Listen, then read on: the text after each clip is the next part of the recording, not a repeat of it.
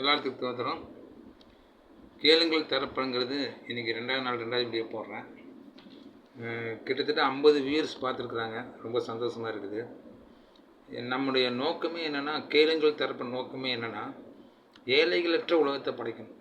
அதாவது ஒருவேளை உணவு கூட இல்லாதவங்களுக்கு உதவி பண்ணணும். அந்த நோக்கத்தில் தான் நம்ம தொடங்கியிருக்கிறோம். அதுக்கு உங்கள் சப்போர்ட் தேவைப்படுது. நீங்கள் சப்ஸ்கிரைப் பண்ணணும், பெல் ஐக்கான் பண்ணணும், ஷேர் பண்ணணும், லைக் பண்ணணும். அதை பண்ணுங்க நம்புகிறேன். நன்றி. நம்ம இனி இந்த வார இன்றைய செய்திக்கு போவோம்.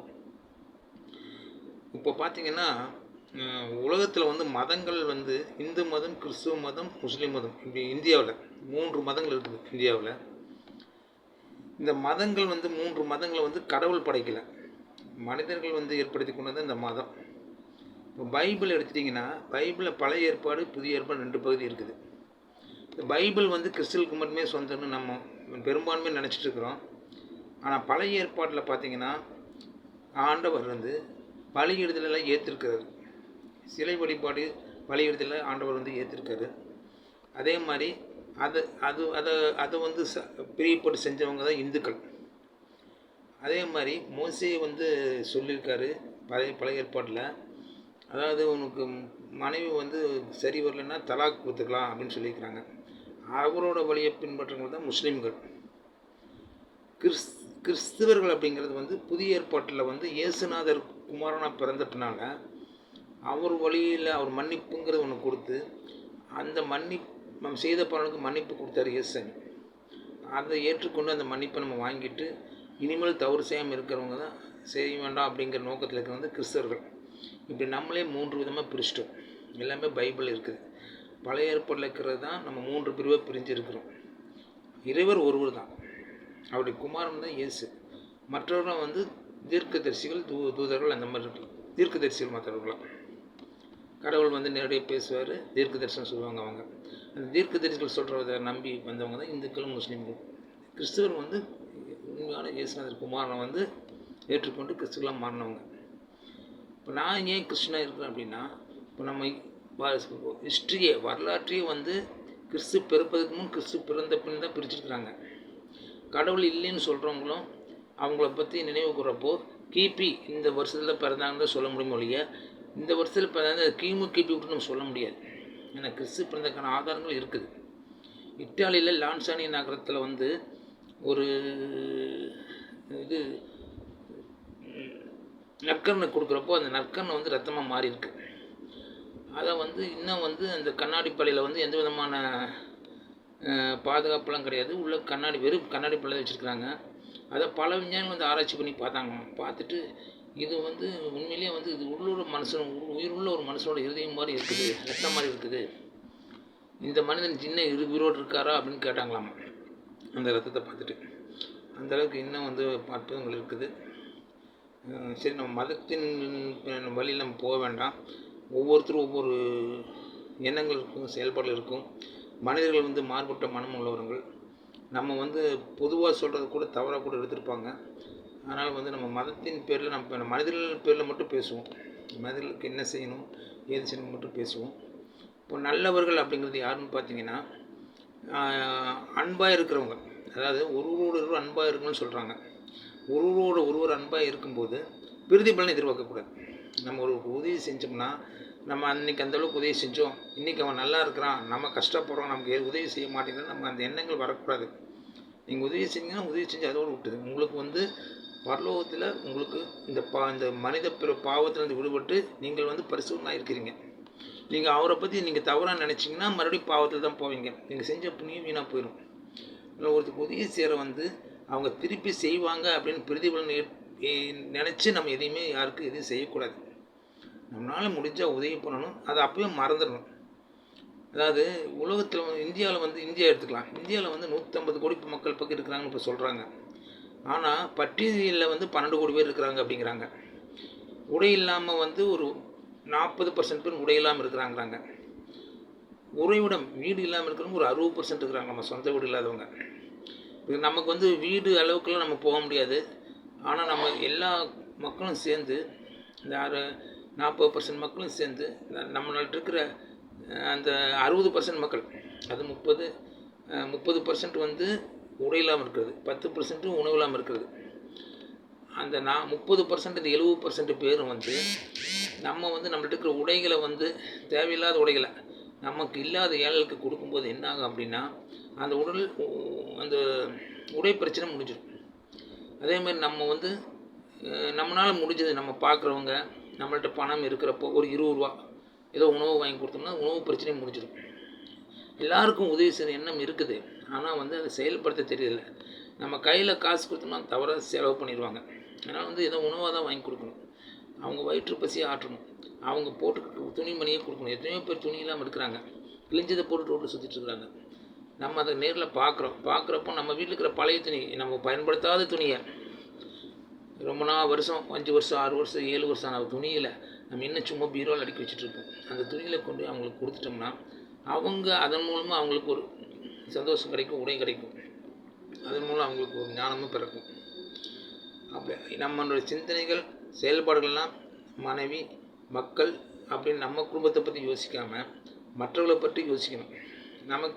நம்ம குடும்பத்துக்கு தேவையானது வந்து மேக்ஸிமம் 1 கோடி ரூபாய் இருந்தால் போதும். நமக்கு கவர்மெண்ட்லேயே 66,000 இன்ட்ரெஸ்ட் வருதாமா. அந்த 66,000 இன்ட்ரெஸ்ட் வச்சு ஒரு குடும்பத்தை மெயின்டைன் பண்ணிக்கலாம். இல்லை அது 10 அப்படிங்கிறவங்க அதிகபட்சம் 5 கோடி வரைக்கும் வச்சுக்கலாம். ஆனால் 5 கோடிக்கு மேலே நம்ம சொத்து சேர்த்துட்டே போகணும் வைங்க, அது தவறு தானே, அது செய்யக்கூடாது. 5 கோடிக்கு மேலே எவ்வளோ அமௌண்ட் நம்ம சம்பாதிச்சாலும், நம்ம திறமையின் மூலம் சம்பாதிச்சாலும், நம்ம திறமை மூலமாக எது கடவுள் கொடுத்தாரோ நம்ம மற்ற உதவி சேர்த்து தான் கொடுக்குறாரு. நம்ம என்ன செய்யணும் பார்க்குறதுக்காக தான் கொடுக்குறாரு.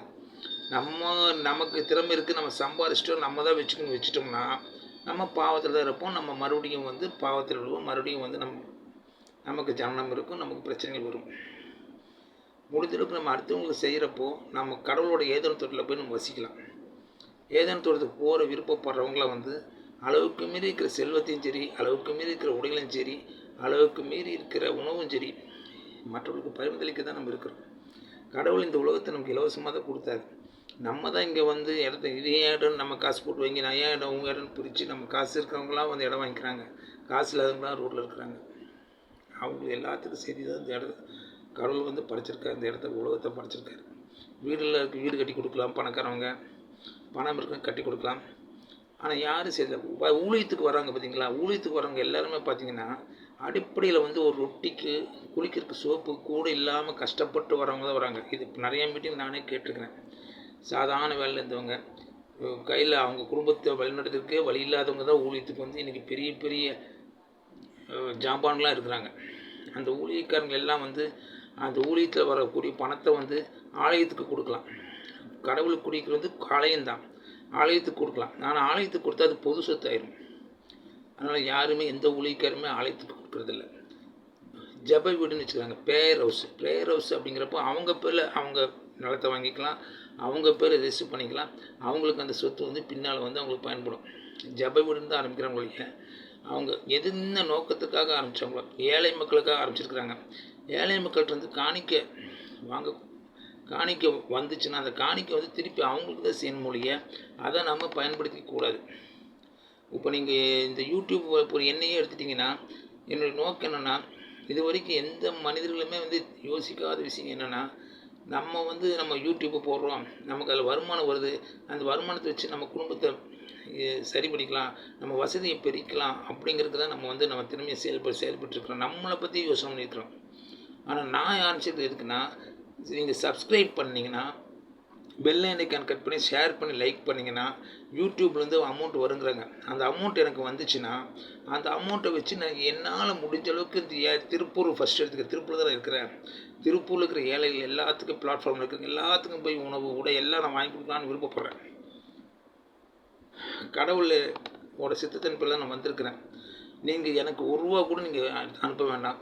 எந்த விதமான ஆசிரமம் எதாக இருந்தாலும் ஆசிரமத்தை போய் பார்த்தீங்கன்னா ஆசிரமத்தில் எத்தனையோ ஏழைகள் வயதானவங்களாம் கஷ்டப்படுறாங்க. எனக்கே வந்து ஒரு இடம் இருக்குது, அங்கே கூட நான் ஆசிரமம் கட்டணும்னு இருக்கிறேன். அந்த ஆசிரமம் கட்டி இந்த வயதானவர்கள் இவங்களெல்லாம் கொண்டு வந்து வைக்கலான்ட்டு இருக்கிறேன். ஒரு ஐடியா. இன்னொரு ஐடியா, இந்த தெருவில் சுற்றுற வாயிலா ஜீவன்கள் நாய்கள் எல்லாம் வந்து சாப்பாடு கூட வழி இல்லாமல் கஷ்டப்படுது. எத்தனையோ விதமான வியாதிகள் இருக்குது. அந்த நாய்களுக்கு ஒரு இது அமைக்கலான்ட்டு இருக்கேன் அந்த இடத்துல. இப்படி பலவித யோசனை இருக்குது. அதுக்காக நான் உங்கள்கிட்ட பணம்லாம் கேட்க போகிறதில்ல. நீங்கள் யூடியூப்பை வந்து சப்ஸ்கிரைப் பண்ணி ஷேர் பண்ணி லைக் பண்ணி இதை விளம்பரப்படுத்தினீங்கன்னா நமக்கு வந்து வாயிலா ஜீவன்களும் சரி வயதானும் சரி எல்லாத்துக்கும் நம்ம போய் கொடுக்கலாம். கேளுங்கள் தரப்படும், தட்டுங்கள் திறக்கப்படும் அப்படிங்கிறாங்க. நான் தட்டியிருக்கிறேன், நீங்கள் திறந்து விடுங்க. தேடுங்கள் கண்டடைவீர்கள்ங்கிறாங்க. நான் தேடி போகிறேன், கஷ்டப்படுறவங்களை போய் பார்க்குறேன், அவங்களுக்கு என்னால் முடிஞ்ச உதவி செய்கிறேன். நான் உதவி செய்கிறது எதையுமே நான் வந்து என்னோடய யூடியூப்பில் வந்து நான் டவுன்லோட் பண்ண போகிறதில்ல. உன் வலது கை செய்வது இடது கைக்கு தெரியாதுன்னு சொல்லிக்கிறாங்க. நான் என்னால் முடிஞ்சதில் செய்வேன். எந்த விதமான பிரதிபலனும் எதிர்பார்க்கல. இந்த உலகத்தில் கஷ்டப்படக்கூடாது. பணத்தின் பேரால் வந்து மனிதர்கள் வந்து கஷ்டப்படக்கூடாது. மனிதர்கள் வந்து மனிதாபிமானத்தோடு நடந்துக்கணும். அதுக்கு என்ன வழியோ அதுக்கு ஒரு சித்தாந்தம் என்னவோ. இப்போ நான் வந்து 3 வேளை சாப்பிட்றேன், நான் திருப்தியாக சாப்பிட்றேன், சந்தோஷமாக இருக்கிறேன். அப்படி சந்தோஷமாக இருக்கணும் அப்படின்னா என்ன மாதிரி மற்றவர்களும் வந்து 3 வேளை சாப்பிடணும், சந்தோஷமாக இருக்கணும். அப்போ தான் எனக்கு சந்தோஷம். நான் மட்டும் சாப்பிட்டு, நான் மட்டும் வாழ்ந்து, நான் மட்டும் என் குடும்பத்தை பார்த்து, நான் மட்டும் பணக்காரனாகி நான் என்ன பண்ண போகிறேன்? மனித வாழ்க்கை 100 வயசு வரைக்கும் தான் இருக்குது. அதுக்கப்புறம் நம்மள்ட்ட இருக்கிற சொத்தெல்லாம் என்ன பண்ணுவோம்? ஒன்றும் பண்ண முடியாது. எப்படி பிறந்தமோ அப்படி தான் நம்ம இறந்தாலும் போவோம். இப்படிப்பட்ட வாழ்க்கையில் நமக்கு அடிப்படை தேவை, நம்ம குடும்பத்துக்கு என்ன தேவை அதை மட்டும் செஞ்சுட்டு அவ்வளோ அடிப்படை தேவைக்கு அதிகபட்சமாக இருக்குது பார்த்தீங்களா, அதை வந்து நம்ம கையில் வச்சுக்கூடாது. மற்றவர்களுக்கு உதவி செய்யணும். இந்த மனப்பான்மை எல்லாத்துக்கும் வருமானு தெரியல. எல்லோரும் செய்வாங்கன்னு தெரியல. ஆனால் நான் செய்வேன். எனக்கு இப்போ சப்போஸ் 1 கோடி ரூபா லாட்டரியில் வந்துச்சுன்னு வைங்க, அந்த 1 கோடியில் நான் நிச்சயமாக வந்து ஒரு 25 லட்சத்தை என் வீட்டுக்கு வச்சுட்டு 75 லட்சத்தை தான தர்மம் தான் பண்ணுவோம் இல்லையா. அந்த 75 லட்சம் 3/4 பங்கு வந்து ஏழைகளுக்கு தான் கொடுப்போம் இல்லையா. 1/4 பங்கு மட்டும்தான் என் வீட்டுக்கு கொடுப்பேன். மற்றபடி வந்து எனக்கு அந்த பணத்தின் பலன் எனக்கு பிரியம் கிடையாது. எனக்கு தெரியும் கடவுள் வந்து என்னை ஏதோ ஒரு வகையில் பேச வச்சுருக்காரு. நானே பேசிகிட்டு இருக்கிறேன். எல்லாம் கடவுள் செயல் நினைக்கிறேன். நான் இறக்குறக்குள்ள இந்த ஏழைகள் அப்படிங்கிறது இல்லை அப்படிங்கிறத கேள்விப்பட்டு நான் இறக்கும்போது நான் நிம்மதியாக இருப்பேன்.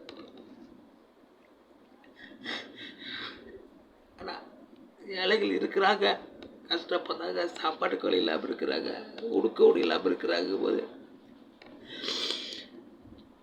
நிச்சயமாக மரணம் வந்து நிம்மதியாக இருக்காது. உங்களால் முடிஞ்சது எனக்கு ஷேர் பண்ணுங்கள், லைக் பண்ணுங்கள், சப்ஸ்கிரைப் பண்ணுங்கள்.